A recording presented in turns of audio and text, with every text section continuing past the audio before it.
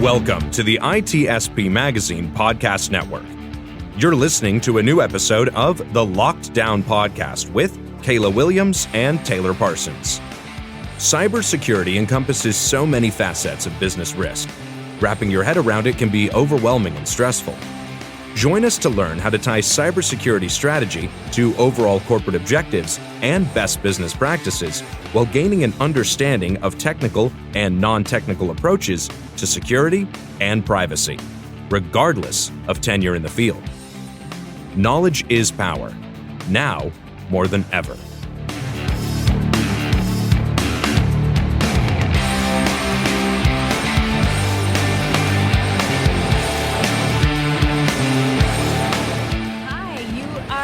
Kayla and Taylor from Lockdown Podcast. We are live at RSA here in San Francisco, California. Windy as always. I don't know why Chicago's a windy city. San Francisco definitely takes a cake for that. Hey, Taylor, come say hi. Hey, everyone. And we are here with Mayuresh and Ektare. Nice to meet you all. Yes, thank you for joining us today. We are here to talk about vulnerability management. A little bit about your background. So background of myself, I'm the SVP of Product Management here at Brinqa. Been in the security industry for the past 20 plus years. Started off my career, joined Micro, moved on to a close cousin of security, which is networking at Aerohive Networks. After Aerohive Networks went public, a few of us started working on IoT security. Zingbox, that was the first IoT security solution that was eventually acquired by Palo Alto Networks. And after several years at Palo Alto, I decided to move on and take on a new challenge. And Brinqa, it's a phenomenal problem statement that we are solving for our customers, essentially focused on the vulnerability management and risk prioritization. So I know obviously Kayla's gonna love that risk word, right? And I think vulnerability management's a really broad term that in the industry we've labeled a lot of products, a lot of situations as vulnerability mitigation, vulnerability management. Just from your perspective, give us a quick 15-second blurb of what you really think vulnerability management is. Certainly, you're absolutely right. The term vulnerability has been used a little too much. In the past, it was used in the context of vulnerability scanners, the tools that would identify, an exposure for you, and mostly CVE exposure, right? However, over the past several years, that term has evolved. Vulnerability now today is not just a detection from a scanner, but it is also about an exposure, a non-CVE based exposure. It could be misconfigurations in the cloud, lack of security controls or compliance gaps that you might identify. Each one of these happen to be a vulnerability. You're absolutely right. The definition of the term has to evolve. Exposure is probably a better way to articulate that than the vulnerability itself. Absolutely. Exposure is one of those words that I know, I'm sure Kayla as a CISO, when she hears something's exposed, she gets a little bothered, right? But I don't think all exposure is negative. I think there's acceptable risk, and there's acceptable risk within certain compliance frameworks.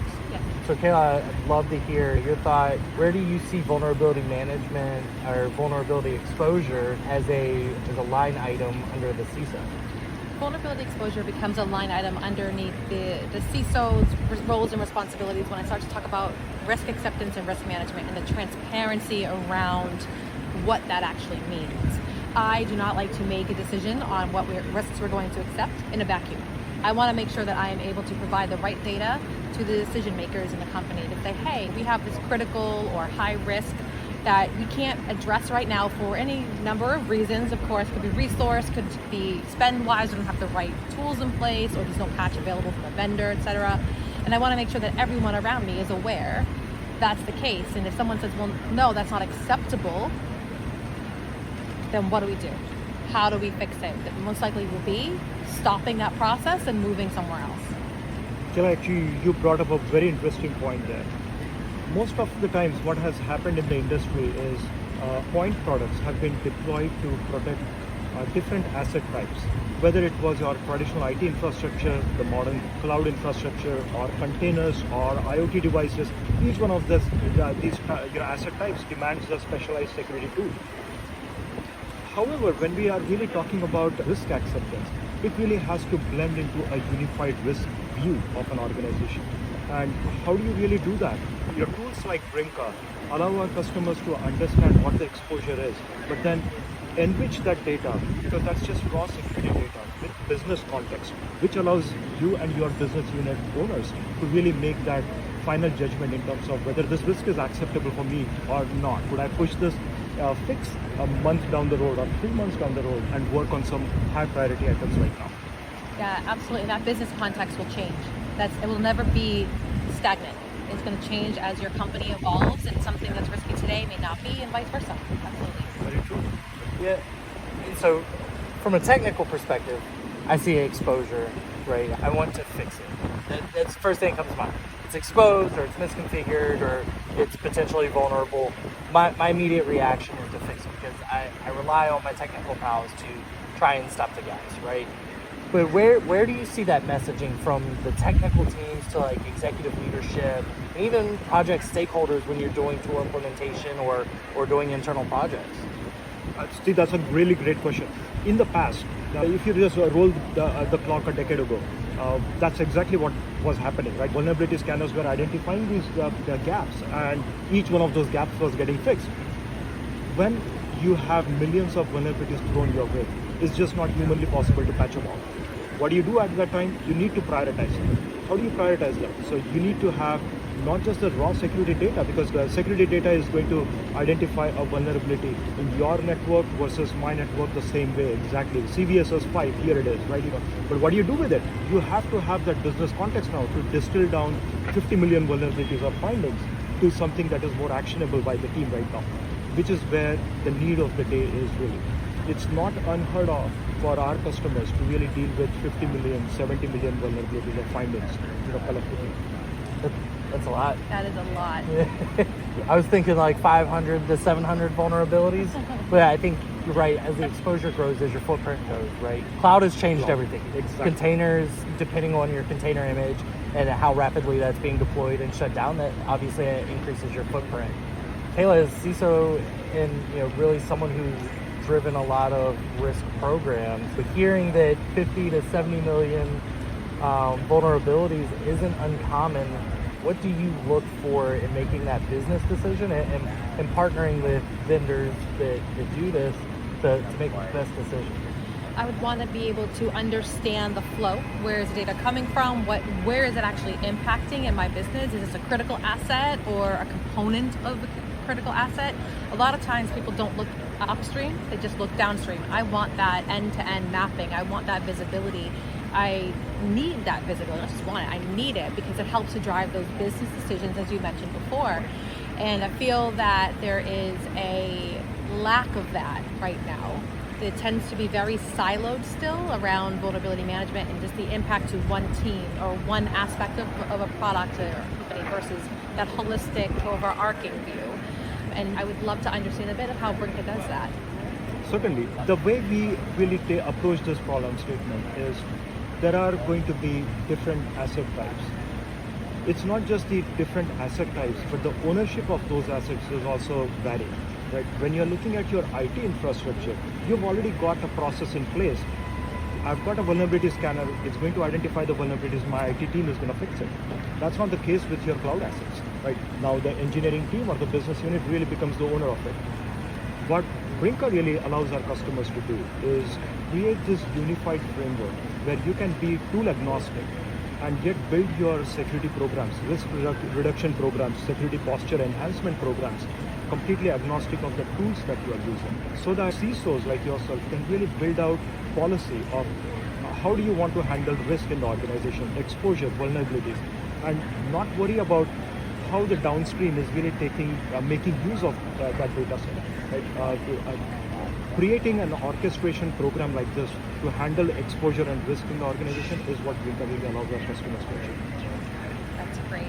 Yeah, that's huge, especially with the growing number of tools that are open source tools. I think that being able to be agnostic where you're collecting data, where you're able to take action and remediate vulnerabilities, I think that it gives you an expanded footprint, just like we have expanded exposure. Quickly identify and respond, the ability to use the tools that you're comfortable with and implement that in the business process way that you've grown to understand. I think those things are probably some of the most important things when you're Right. looking to evaluate business decision and criticality. One thing I wanted to explore a little further on is what you mentioned earlier, transparency and visibility. Many of the modern exposure management programs now are not really focused on ticketing. That really was the scenario in the past, where you would generate a list of vulnerabilities, throw it over the fence, hoping that they all get fixed, right? Today, the modern approach really seems to be provide a unified framework and visibility, transparency to everyone, so that business unit owners can actually come to the platform, understand what is really driving the risk in their organization, and really proactively take the measures to go and fix it. We see less of ticketing these days, more about visibility, transparency, and really risk scoring each business unit or application. Yes, that's where I would love to get, is almost that metronome of compliant, non-compliant based on business function. Right. And seeing where they're doing better and how all the other teams can benefit from that process and the enhancement there, and then have a unified process across the board. Absolutely important. And cloud really brings in a different dimension to this, right? Again, when you look at your IT infrastructure, you've got an operating system on an endpoint, you've got your software on that endpoint. Vulnerability scanners are scanning the entire stack, Right. for identifying exposure. Now, take that analogy and apply it to the cloud infrastructure. You've got your virtual machines, you've got your containers, but what is the software that is really running in the cloud? It's the custom application that the organization is building. With digital transformation, every industry now is becoming a software industry. Yes. So you've got your custom applications. How do you identify the vulnerabilities and exposure in the custom app? That's why you've got to shift left now in application security framework, so that you can identify the root cause of when these vulnerabilities are actually introduced in your application. This really becomes an important topic for our customers, to expand the scope of vulnerability and risk management programs, not just in the traditional vulnerability space, but also understand how the application development, the CI/CD pipelines, are actually being strengthened for security posture. I think some of that falls back to an interesting topic in how developers are being trained too, right? I think there's a fundamental gap that we often overlook, especially as leaders and as people who were previous practitioners who've moved up the ladder a little bit. We know the train of thought during our training, during our upbringing, and we know what we had to work with around us. Whereas today you've got so many free tools, you've got so many digital resources, you've got so many diverse education programs and platforms that are teaching everyone to develop or to code, just all of the different ways, which is why we have so many unique websites, we have so many unique applications, so many startups here at RSAC in the early stage expo. So I think the diversity of thought and the diversity of education, I think that all comes back to the growing number of vulnerabilities, to be honest. I think that fundamentally we knew that we had to secure in the beginning. True, very true. And it really resonates, the message that RSA 23 actually has, stronger together. How do you make something stronger together? By really interoperating all of these tools. No one would, I like to draw analogies. So if you look at an organization, think of CRM as a platform. Okay. No organization would actually just hire a bunch of sales folks and really think of the CRM platform at some time in future, right? You actually build out your processes on top of a platform like the CRM, right? But take that analogy in security. In security, most of the times, the starting point really is point solutions. You'll start figuring out, do I have endpoint coverage? Do I have firewall? Do I have network security? Do I have cloud security? Without worrying about how these things are going to be orchestrated as a whole. Yes. Right? This is a really missing point today in the industry, that security personnel don't really think about orchestration. That is an afterthought. I think that is what we would like to really drive towards. Absolutely. I know that we've been out here for a few minutes. It's a little warm. The wind's died down a little bit. But if there was one thing in the vulnerability management, risk management field that you could change, just one fundamental thing to make life a little bit easier for the CISOs, for the executioners, for the practitioners, what's the one thing that you would change to make everybody's life just a little bit easier? It's the centralized, aggregated risk graph of an organization that anyone can tap into. The reason why that is so important is, in the past, CMDBs played that role. but CMDB is only as good as someone manually entering data into it. Right? So what really helps the organization is that unified view in terms of transparency and visibility. Being able to do that across all the asset types, whether it is your IT infrastructure, cloud, application security, as a whole, when we are going to be able to present that information, that's something that allows customers to really take actions in a very targeted way, precise way to reduce the risk. That's the thought I would leave for. That's amazing.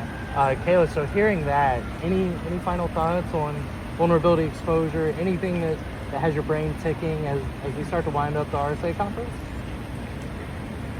There's a lot of threat out there. There's a lot of exposure points. It's definitely something that needs to be addressed, and having the correct tools in place and processes to really be transparent with what you have to be honest with yourself, so you can be honest with everybody else at the company to make those important decisions, to be proactive instead of reactive. And I think that's a big theme in this space, is moving towards shifting left, moving away from reactive to proactive. When it comes to vulnerability management, it's something you can't ignore. It has to be done. It has to be done correctly.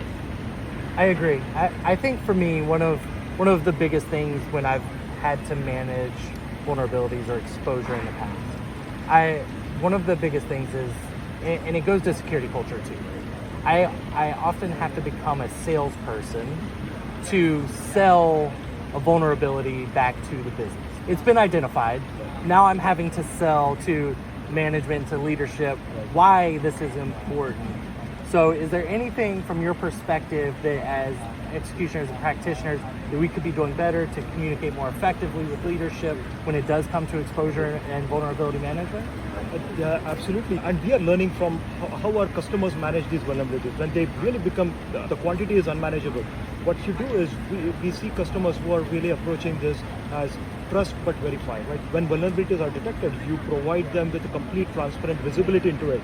Give them 30 days, whatever the SLAs are, to fix those vulnerabilities, and only ticket the vulnerabilities that sort of fall out of that. Customers are really taking proactive measures in terms of how do you address the ones that are really risky. Another analogy that I like to draw is we have seen SOC as a threat detection and response tool. It's pretty well understood that you collect all the events, correlate them, identify threats, respond to them. Similar concept does not exist in proactive security. And this is where we like to call it the risk operations center. How do you really collect the data so that you can actually create this orchestration platform to close the security gaps so you don't get attacked in the first place? And similar concept of security operations center really needs to be driven and implemented in a proactive world as well. It's amazing. Kayla, any final thoughts before we wrap up this RSA soundbite? I think that Risk Operations Center is probably the best, coolest thing I've heard since I've been here. And yes, I'm that much of a nerd. I love that. That's so great. Yeah, that makes me really happy to hear that. I'm very much into the proactive. If you see something, raising it, acknowledging it, and doing something about it, whether it's now or 30, 60 days down the line, or even 180, whatever it works for you, having a plan to address it with that risk operation. I love that. Great. Yeah. I think we have Kayla's keynote for next year at RSA. That's Risk great. Operations Center. So really just want to thank you for your time. Yes, thank I know it got a little warm out here and the wind died down, but it's been great spending time with you. Really appreciate the time. And look forward to seeing you back out on the show for us. Absolutely. Thanks for having me today. Absolutely. Thank you.